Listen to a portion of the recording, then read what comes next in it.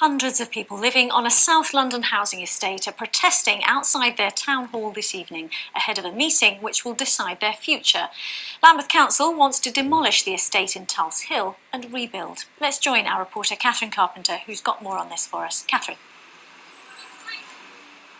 Well, Riz, the meeting is going to get underway at 7 o'clock in the town hall there.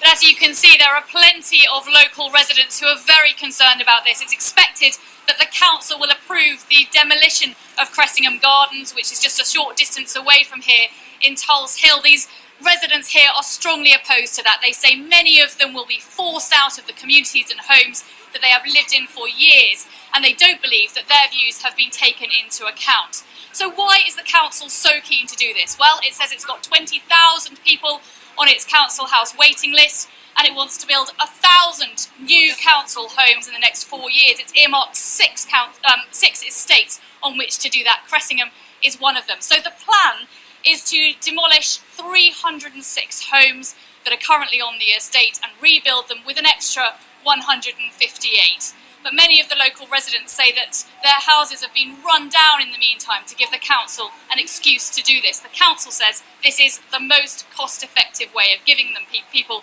the homes that they deserve.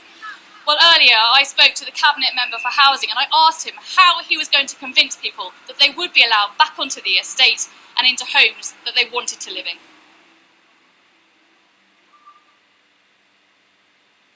The onus is on us to stick to our word and to make sure we're delivering a scheme which is absolutely viable and will do what we're saying we're going to do, which is why we spent so long working through all the figures to make sure we know that for everyone who already lives there, tenants get a like-for-like replacement home, overcrowded tenants get a home with enough bedrooms, they'll be at council rent levels for a lifetime, and we've worked on ways to make sure that homeowners can stay living there even if there are differences in value, at the same time as increasing homes for local families in need.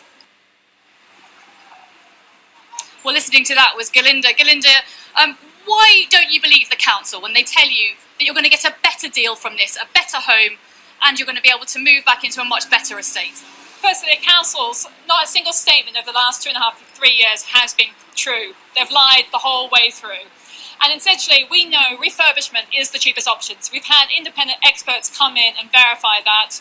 Secondly, if you actually read the report, and they're already saying in the report, 60% of homes, new homes they're going to build, are going to buy-to-let landlords and people on higher incomes. This is not creating homes which are affordable for the community.